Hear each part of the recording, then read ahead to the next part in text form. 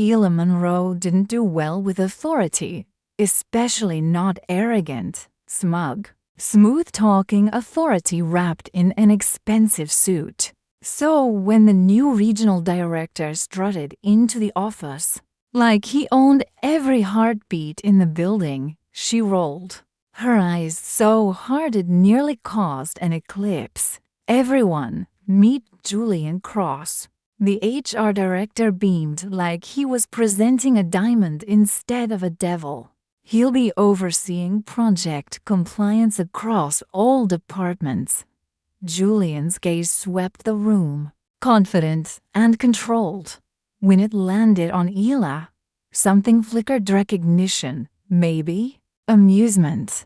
Whatever it was, it made her shift in her seat. Their first clash happened before lunch. "I reviewed your team's quarterly compliance reports," he said, voiced smooth but clipped. "You're good, but you miss patterns. Sloppy patterns." Isla raised a brow. "Sloppy is a strong word, Director Cross. Maybe you meant unconventional or innovative." "No," he said calmly. "I meant sloppy. But I admire your conviction." The room went silent. Isla's jaw tightened. That night, she vented to her best friend over wine. "He thinks he can just stroll in, drop critique like glitter, and expect applause?" Her friend smirked. "Sounds like he got under your skin." "No, he got under my protocol," Isla corrected. "There's a difference." But even she knew that wasn't true. The tension escalated fast. Every meeting turned into a silent war. Every review, a battlefield of snide remarks and perfectly crafted rebuttals. Julian didn't back down. Neither did Isla. Until Thursday night, a systems error forced them both to stay late in the building, alone.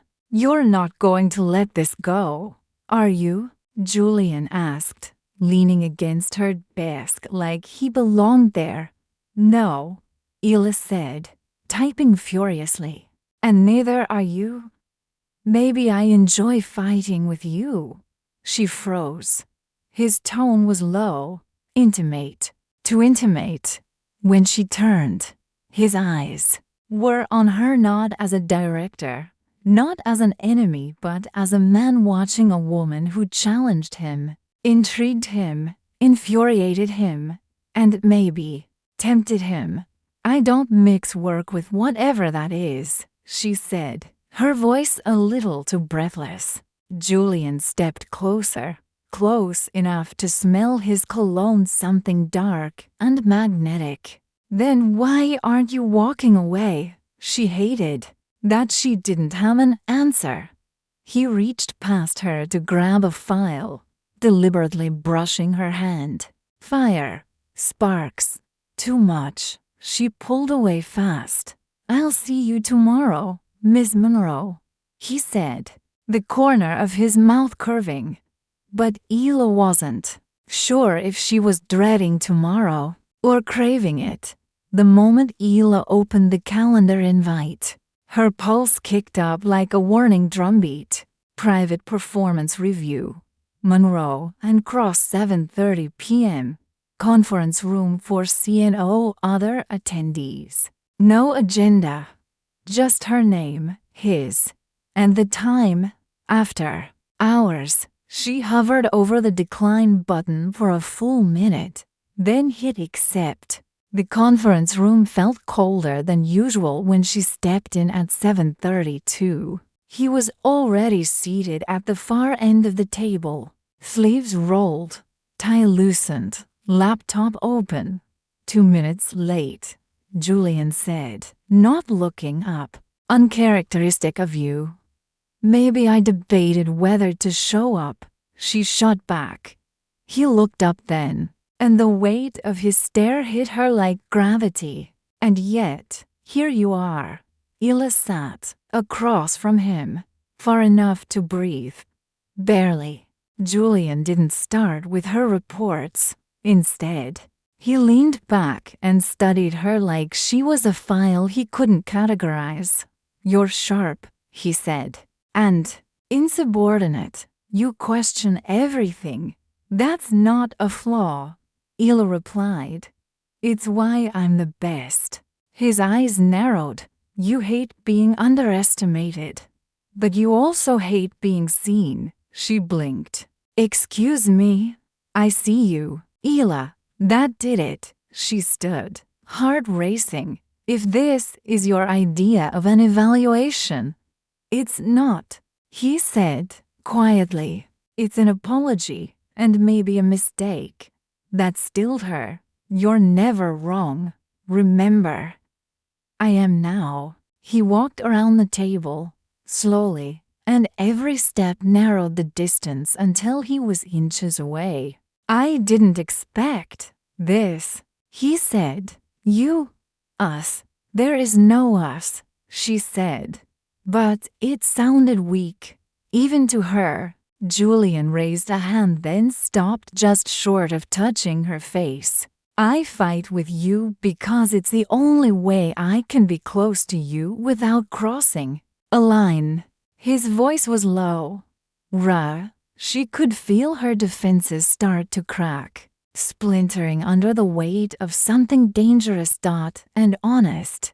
Before she could speak, a buzz broke the tension. Her phone. She fumbled for it. A notification from her ex.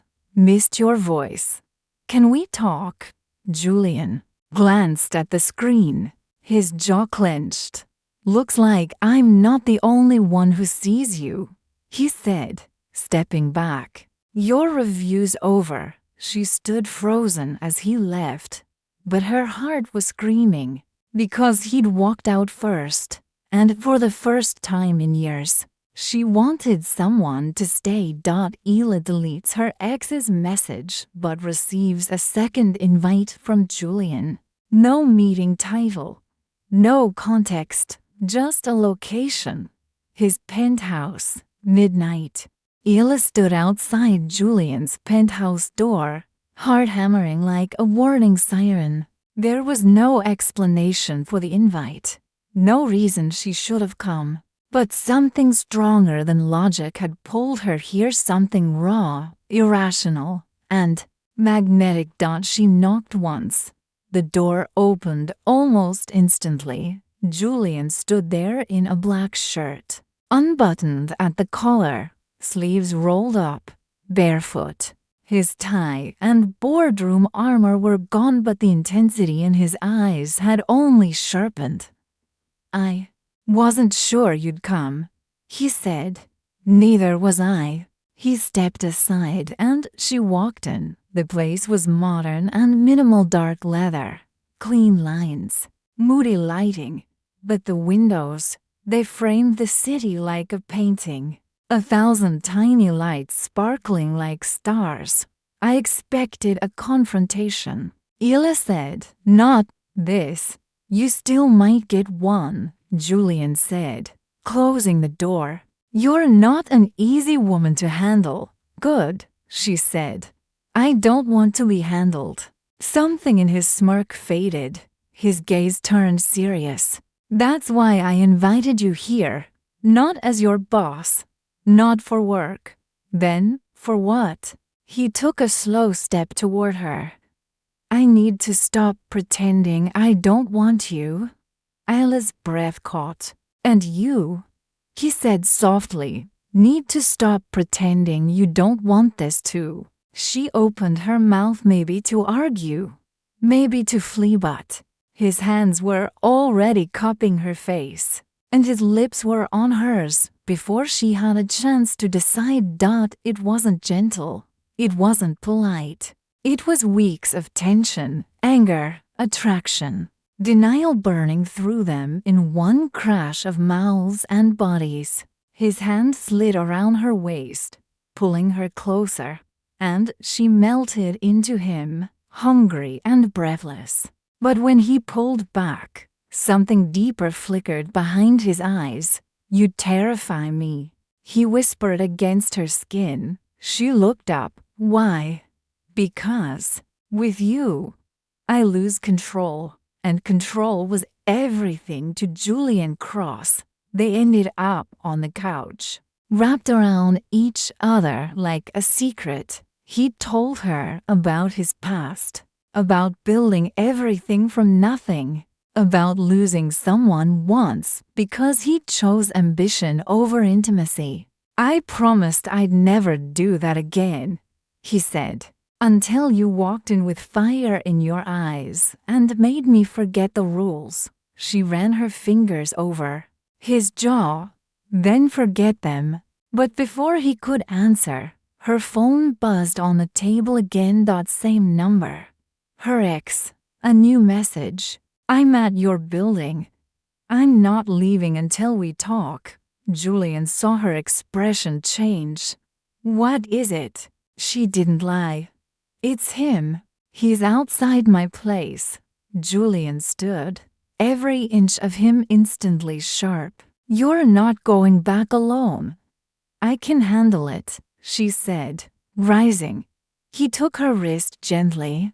I know, but I'm coming with you anyway. Julian insists on going with her, but when they reach her apartment, her ex is waiting with a photograph of Julian and Isla, taken days ago, from inside her office. Someone's watching them, and it's not over. The hallway outside Isla's apartment felt like a pressure cooker. Her ex, Ryan, leaned casually against the wall like this was his place, like he still belonged.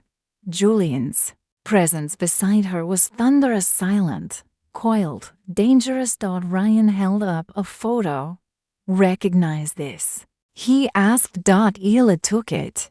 The blood in her face drained. It was a picture of her and Julian taken through the glass wall of the conference room.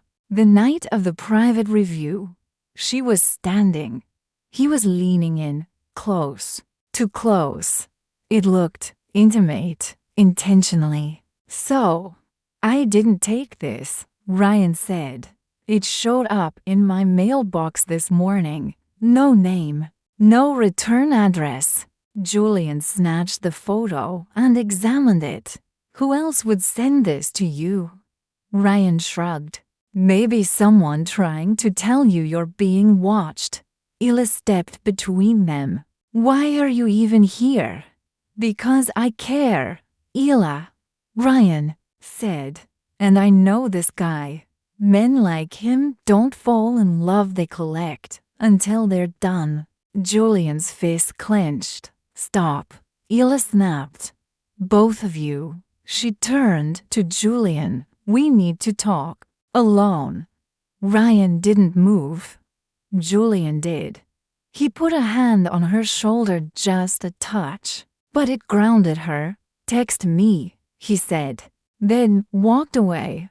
Ryan watched him go, then turned back to her. You're not thinking straight. That guy's power hungry. He'll burn you just to stay in control. No, Isla said quietly. He's not the one trying to control me right now. She shut the door in his face. Inside, she collapsed on the couch, phone in her hand. Julian's contact open, but her thumb hovered. Too many thoughts. Too much heat. Why now? Who sent that photo? And why was she more afraid of what this meant for her heart than anything else? The next morning, Julian called her in for a briefing. The tone was cold, formal, controlled. Her chest tightened as she entered the office. He didn't look up from his laptop. Close the door. She did. Then he held up the photo again. We have a leak. Clearly, legal's involved now. They're pulling surveillance. If someone's trying to compromise your reputation, mine, or both, why do you sound like this is just about work? She asked. Do you regret last night? He finally looked up. No.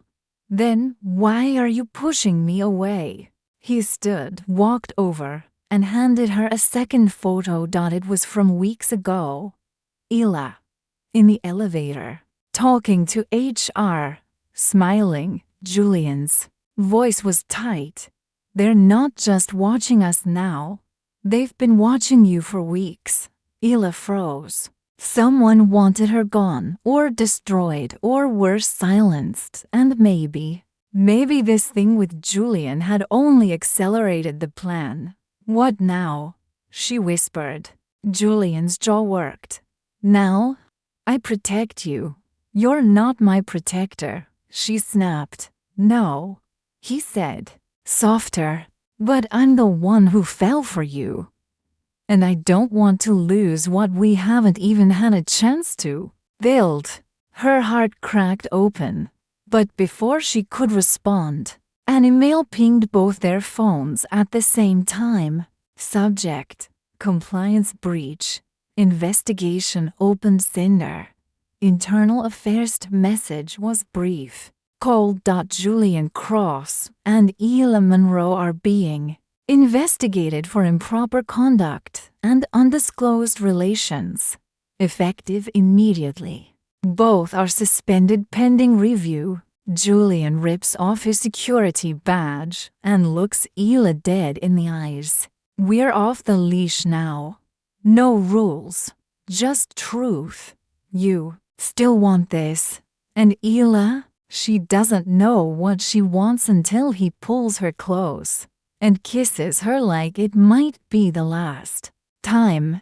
The office was behind them now. Glass walls, whispered rumors, the stale scent of power plays and performance reviews. Isla stood in Julian's penthouse again, this time not as a pawn in someone else's game, but as a woman choosing chaos. And him. They suspended us, she whispered, half laughing, half numb. Julian poured 2 glasses of whiskey, handed her one. That was their mistake. You don't seem shocked. I'm not, he said. I've made enemies by never bending. But they weren't after me this time. They wanted you. And when that didn't work, they used us. Used me, she corrected. Let's not pretend the scandal hurts you more. Julian looked at her sharply. Isla, this isn't about image. I don't give a damn what the company thinks.